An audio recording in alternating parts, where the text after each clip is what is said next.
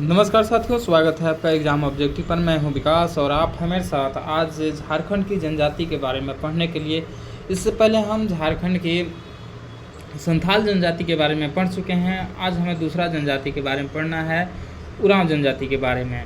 तो चलिए आज के जनजाति के स्टार्ट करते हैं और जानते हैं उरांव जनजाति के बारे में। यह झारखंड की सबसे दूसरी बड़ी जनजाति है। भारत की चौथी सर्वाधिक जनसंख्या वाला जनजाति है। जनजाति की कुल जनसंख्या में इसकी जो प्रतिशत है 19.86% है।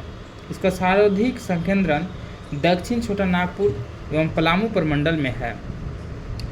झारखंड में 90% उरांव जनजाति का निवास इसी क्षेत्र में पाया जाता है। इसके अतिरिक्त संथाल परगना, उत्तरी छोटा नागपुर तथा कोल्हान प्रमंडल में इसका निवास है। ऐतिहासिक साक्ष्यों के अनुसार उरांव जनजाति का मूल निवास स्थान दक्कन माना जाता है। उरांव स्वयं को कुरुख कहते हैं, जिसका शाब्दिक अर्थ मनुष्य है। उरांव कुरुख भाषा बोलते हैं। यह द्रविड़ परिवार की भाषा है। भाषाई आधार पर इस जनजाति का संबंध द्रविड़ समूह से है। यह झारखंड की सबसे शिक्षित एवं जागरूक जनजाति है।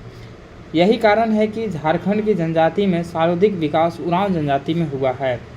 उरांव जनजाति की भाषा कुरुख है तथा इसकी लिपि का नाम तोलंग सिकी है, जिसका आविष्कार नारायण उरांव ने किया है। तोलंग सिकी लिपि की टाइपिंग हेतु विकसित कंप्यूटर फॉन्ट का नाम केली तोलोंग है। समाज एवं संस्कृति।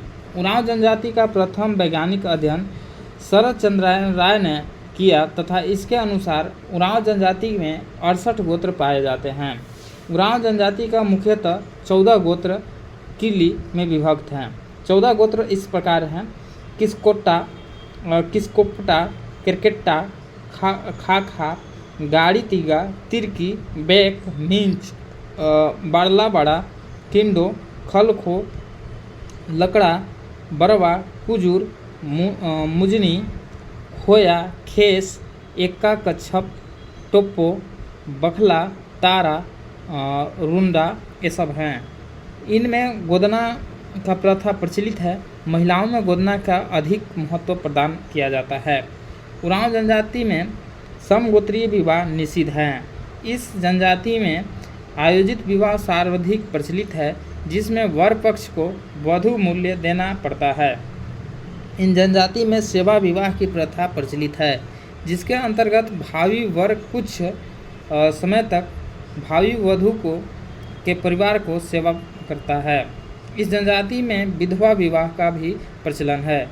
इस जनजाति में एक ही गांव में लड़का लड़की के बीच शादी नहीं किया जाता है। इस जनजाति में आपस में नाता स्थापित करने हेतु सहिया का चुनाव किया जाता है, जिसे सहियारे कहा जाता है। प्रत्येक 3 वर्ष में धनकटनी के बाद सहिया चयन करने का आयोजन किया जाता है। इस जनजाति में आपसी मित्रता की जाती है।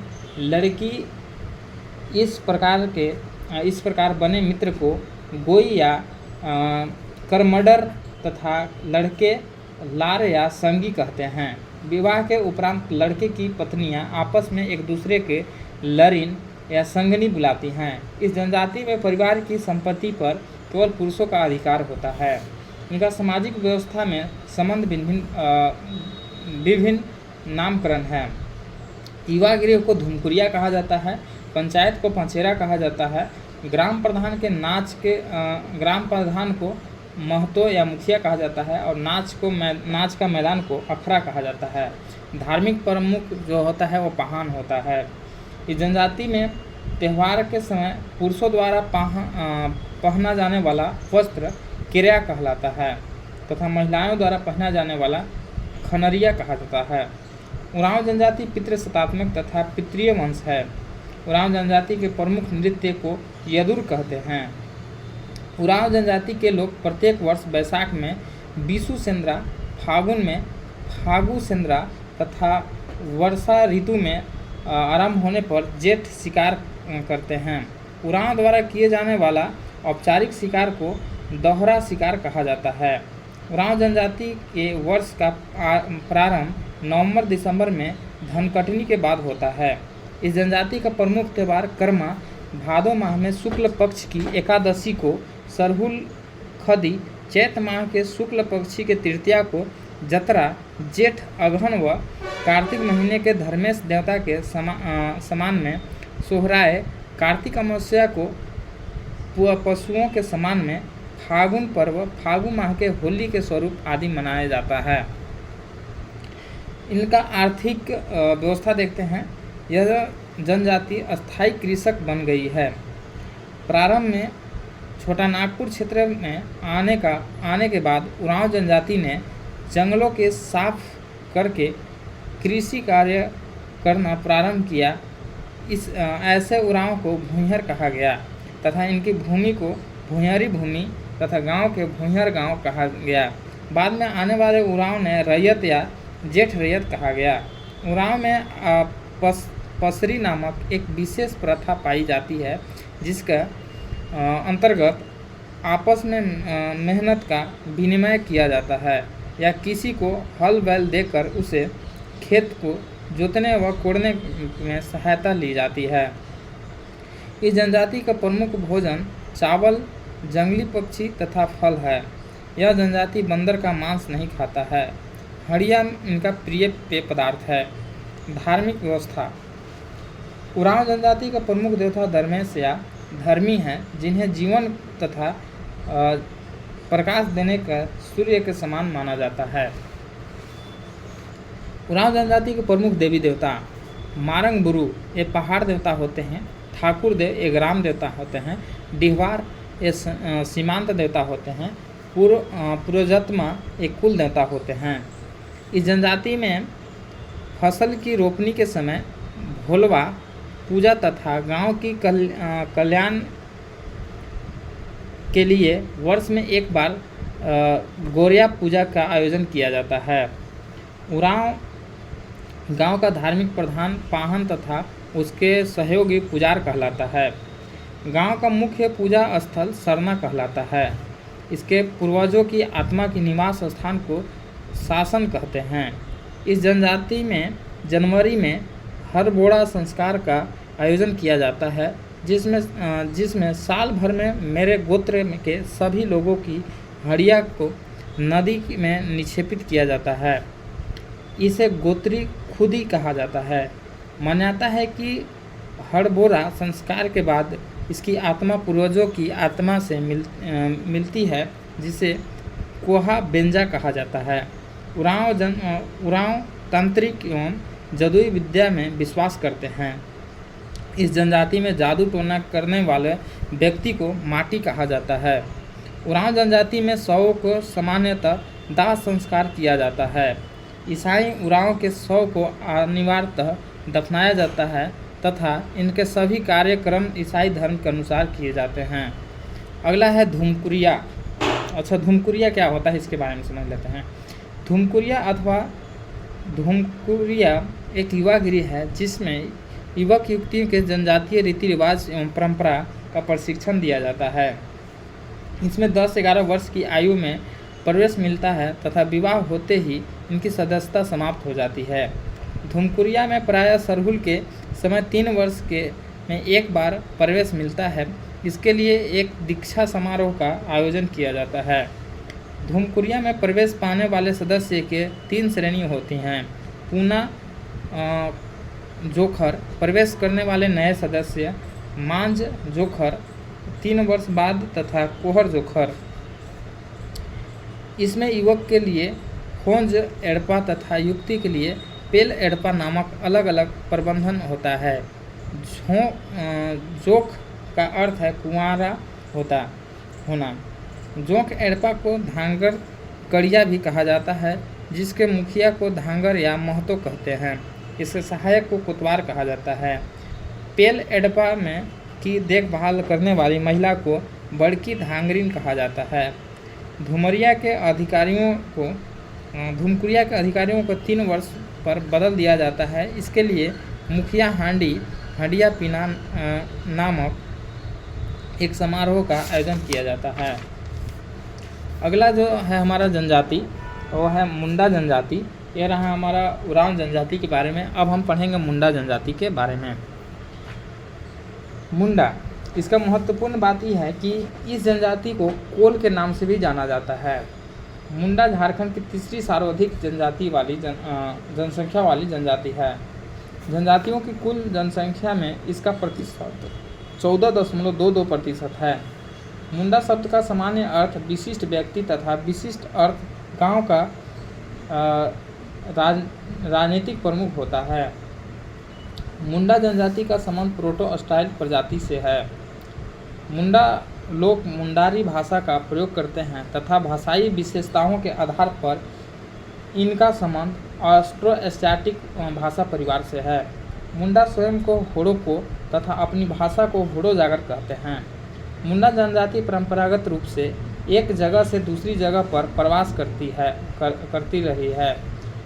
आर्यों के आक्रमण के बाद यह जनजाति आजमगढ़ उत्तर प्रदेश में बस गई। कालांतर में मुंडा जनजाति का प्रवास कलांजर, गढ़चित्र, गढ़ नगवार, गढ़ धरवाड़, गढ़पाली, गढ़ पिपरा, मांडर, पहड़, बिजनागढ़, हरदियागढ़, लखनौढ़ागढ़, नंदगढ़, बेतिया बिहार, रिजगढ़, राजगीर बिहार तथा रुईदासगढ़ में होता रहा है। रुईदासगढ़ से यह जनजाति दक्षिण की तरफ प्रवासित हुई तथा ओनोमंडा बुरुम झारखंड में आकर बस गई। झारखंड में इस जनजाति का आगमन लगभग 600 ईसा पूर्व में हुआ है। झारखंड में मुंडा जनजाति का सर्वाधिक संकेंद्रण रांची में है। इसके अतिरिक्त गुमला, सिमडेगा, पश्चिमी सिंहभूम तथा सरायकेला खरसावां में भी निवास करते हैं। तमाड़ क्षेत्र में रहने वाले मुंडाओं को तमाड़ी मुंडा तथा पातर मुंडा कहा जाता है। 2022 में हुए एक संविधान संशोधन के द्वारा मुंडा जनजाति में पर्याय के रूप में तमाड़िया को शामिल किया गया है। यह जनजाति केवल झारखंड में ही पाई जाती है। वर्तमान समय में संचार संसाधनों को विकास के कारण यह जनजाति झारखंड में से संलग्न राज्य में भी कमबोश संख्या में निवास करती है। मुंडाओं द्वारा निर्मित भूमि को खुटकट्टी भूमि कहा जाता है। इसकी प्रशासनिक व्यवस्था में खुट का आश्य परिवार से है। यह जनजाति मूलतः झारखंड में पाई जाती है। मुंडा जनजाति की भाषा मुंडारी है तथा इसकी लिपि का नाम मुंडारी बनी है, जिसका आविष्कार 1982 ईस्वी में उड़ीसा के रोहिदास सिंह नाग ने किया है। सामाजिक एवं संस्कृति। समाज के स्त्रीकरण की दृष्टि से मुंडा समाज ठाकुर, मानकी, मुंडा, बाबू, भंडारी एवं पातर में विभक्त है। मुंडा जनजाति में समगोत्रीय विवाह वर्जित है। मुंडाओं में विवाह का सर्वाधिक प्रचलित रूप आयोजित विवाह है। विवाह के अन्य रूप इसका है राजी खुशी विवाह, वर वधू के इच्छा परिपर से होता है। हरण विवाह, पसंद की लड़की का हरण करके विवाह होता है। सेवा विवाह, ससुर के घर सेवा द्वारा वधू मूल्य चुकाया जाता है। हठ विवाह, वधू द्वारा विवाह होने तक वर के यहाँ बलात् प्रवेश करके रहना होता है। इसकी सामाजिक व्यवस्था संबंधित भिन्न भी कारण है, नामकरण है, उसको देख लेते हैं। युवागिरी के गीती बोड़ा कहा जाता है मुंडा में। विधवा विवाह को सगाई कहा जाता है। ग्राम प्रधान को मुंडा कहा जाता है और ग्राम पंचायत को हाथू कहा जाता है। ग्राम पंचायत प्रधान को हाथू मुंडा और पंचायत स्थल को अखरा कहा जाता है। पढ़ा पंचायत प्रधान को मानकी और वंशकुल को खूट कहा जाता है। कई गाँवों को मिलाकर बनी पंचायत पढ़ा कहलाता है। विवाह को अरंडी कहते हैं और वधू मूल्य को नोगक टका कहा जाता है। यदि स्त्री तलाक देती है तो उसे वधू मूल्य गोनेंग टका लौटाना पड़ता है। इस जनजाति में तलाक की समकचारी के नाम से जाना जाता है। अधिकांश मुंडा परिवार में एकल परिवार पाया जाता है। मुंडा परिवार पितृसत्तात्मक तथा पितृवंशीय होते हैं। इस जनजाति में वंश कुल की परंपरा की खुट के नाम से जाना जाता है। इस जनजाति में गोत्र को कीली के नाम से जाना जाता है। रिजले द्वारा मुंडा जनजाति को 340 गोत्र बताए गए हैं। गोत्र 340 बताया गया है।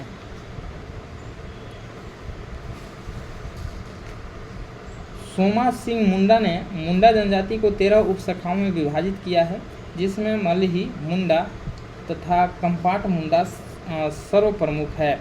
सोसोबोंगा यह एक प्रकार का बैलेट मुंडा जनजाति के प्रसिद्ध लोक कथा है, जो इसकी परंपरा तथा विकास क्रम पर प्रकाश डालता है। इस जनजाति में महिलाओं द्वारा धान की बुआई करना, महिलाओं के छप्पर पर चढ़ना तथा महिलाओं को दाह संस्कार में भाग लेने हेतु शमशान घाट जाना वर्जित है। इस जनजाति में गांव की बेटियों द्वारा सरहुल का प्रसाद ग्रहण करना वर्जित है। इस जनजाति में पुरुष द्वारा धारण किए जाने वाले वस्त्र बोटाई या किरया तथा महिला द्वारा पहनने जाने वाला वस्त्र पेरिया कहा जाता है। इस जनजाति के प्रमुख पर्व सरहुल बाहा पर्व चैत माह के शुक्ल पक्ष की तृतीया को बसंत उत्सव के रूप में मनाया जाता है। कर्मा भादो माह के शुक्ल पक्ष की एकादशी को सोहराई, कार्तिक अमावस्या को पशुओं के समान में मनाया जाता है। रोआ पूना धान की बुआई के समय, बतौली आषाढ़ के खेत जुताई से पूर्व छोटा सरहुल के रूप में मनाया जाता है। बुरु पर्व दिसंबर माह में मनाया जाता है।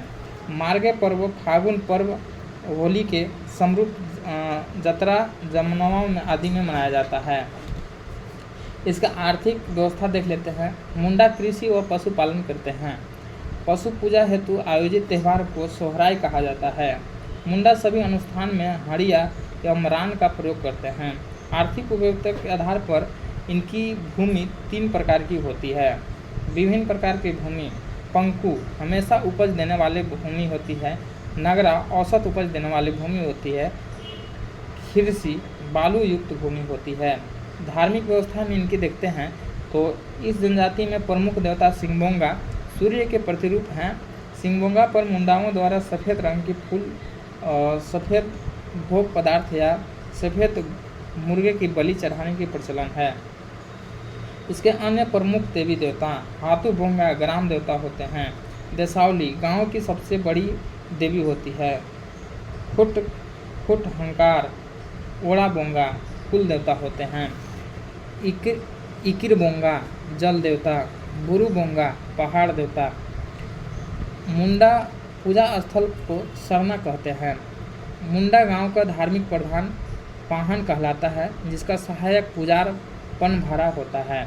इस जनजाति में ग्रामीण पुजारी को हेडहरी कहा जाता है। मुंडा तांत्रिक एवं जादुई विद्या में विश्वास करते हैं तथा झाड़ फूँक करने वाले देवड़ा कहा जाता है। मुंडा समाज में शवों को जलाने तथा दफनाने दोनों प्रकार की प्रथा विद्यमान है, परंतु दफनाने की प्रथा अधिक प्रचलित है। जिस स्थान पर मुंडा जनजाति के पूर्वजों की हड़िया दबी होती है, उन्हें शासन कहा जाता है। शासन में पूर्वज मृतक की स्मृति में शिलाखंड रखा जाता है, जिसे शासन दिवरी या हडगड़ी कहा जाता है। अगला जो जनजाति है हो जनजाति है। तो हो जनजाति खरवार और खड़िया, लोहरा, इस सब जनजाति को हम अगले वीडियो में लेकर आएंगे। तब तक के लिए इतना ही रखते हैं, बाकी नेक्स्ट वीडियो में। धन्यवाद, मिलते हैं अगले वीडियो में।